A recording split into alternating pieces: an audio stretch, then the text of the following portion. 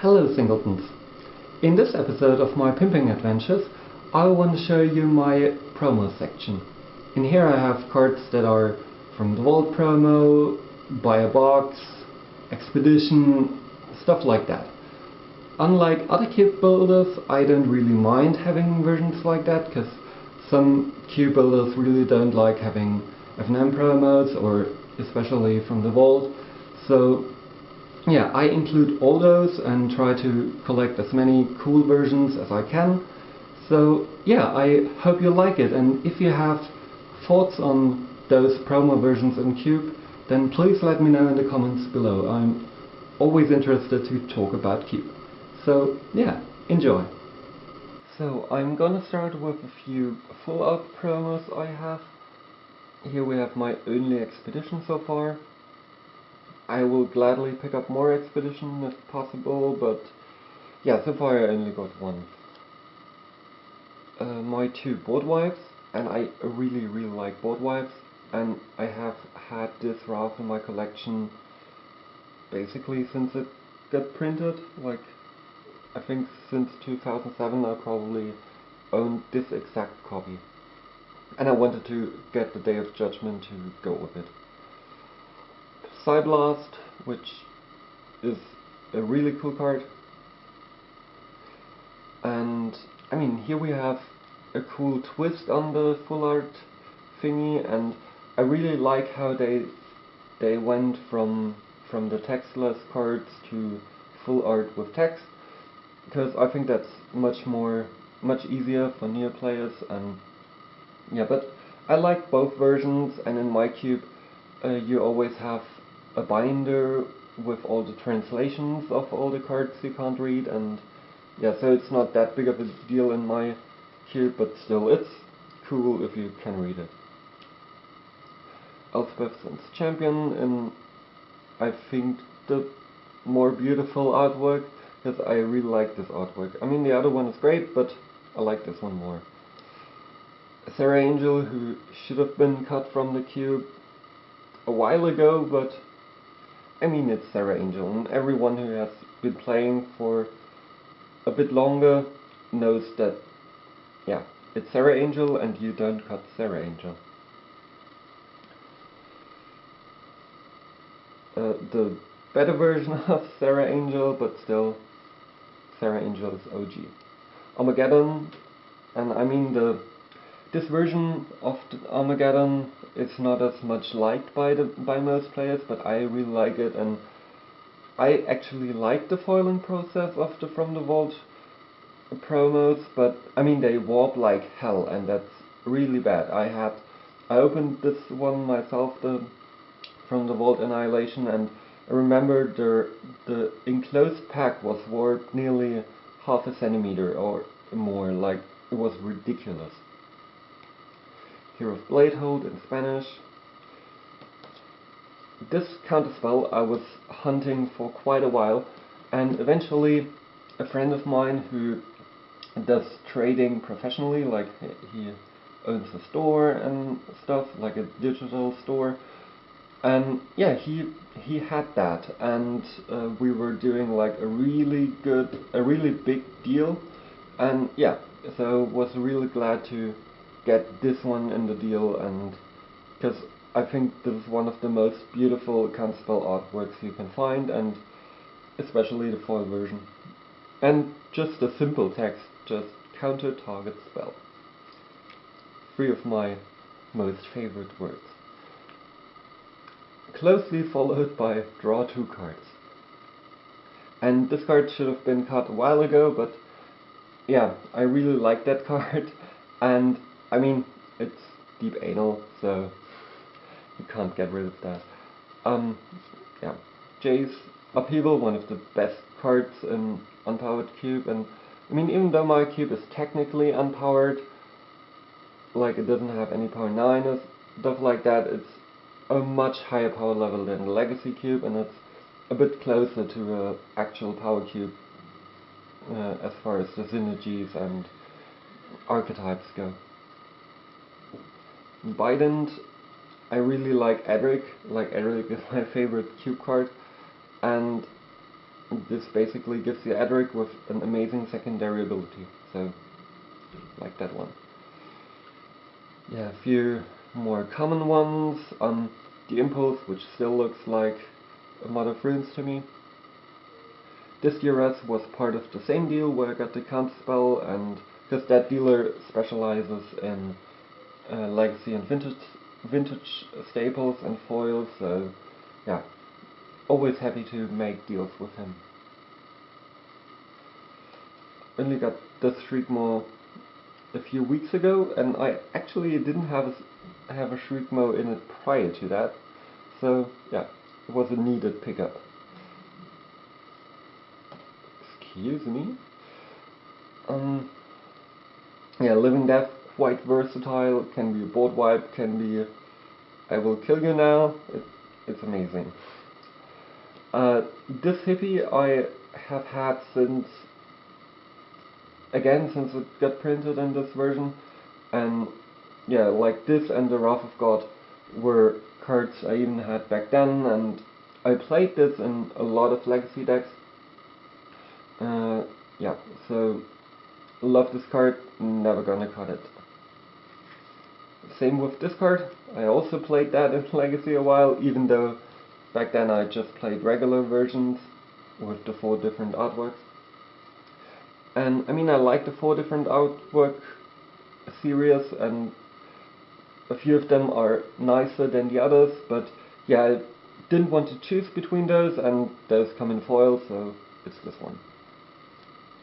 Obnixilis came to me via, don't want to say accident, but it was like a throw-in in an order I made, and it really surprised me how good it is in Cube, so quite glad I got that. Not much to say about Grizzle Daddy. Skinrender and Goblin Rebel Master are both really good in recurring nightmare strategies, and I really want to push those archetypes a bit more.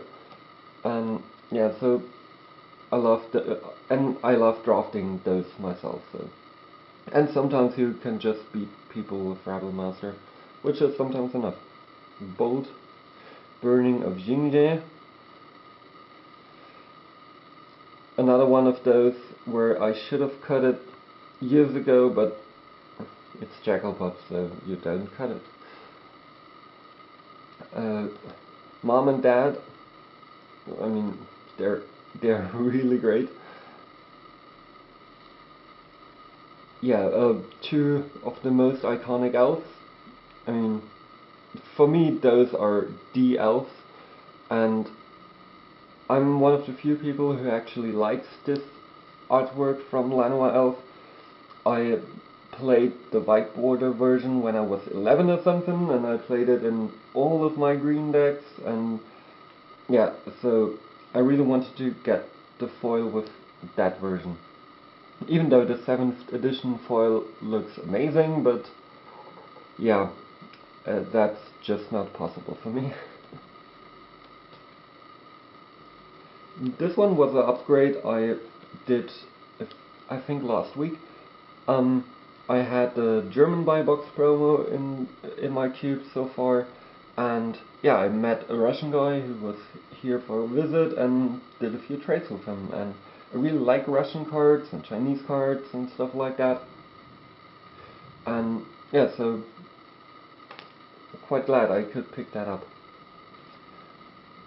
Good old Sack Elder, quite unassuming, but amazing card. Green Sun actually isn't that great in Cube, I found, but it's still good enough, because the most creatures you want to tutor aren't green, so that's usually a problem. Riverboa, who was one of the first promos. I don't remember if it was the first pre-release promo or FNM promo, but yeah, I played that card in Legacy and I really like it, and I also really like the historic value it has, being one of the first promos, and yeah, so really like that card, even though some people think it shouldn't be in the cube, but yeah. This Chinese Farseek FNM promo. I got it from a Chinese friend who stays in Berlin for a couple of months once in a while, so yeah, always cool to have him here and get some of the Chinese cards you don't get that easily otherwise.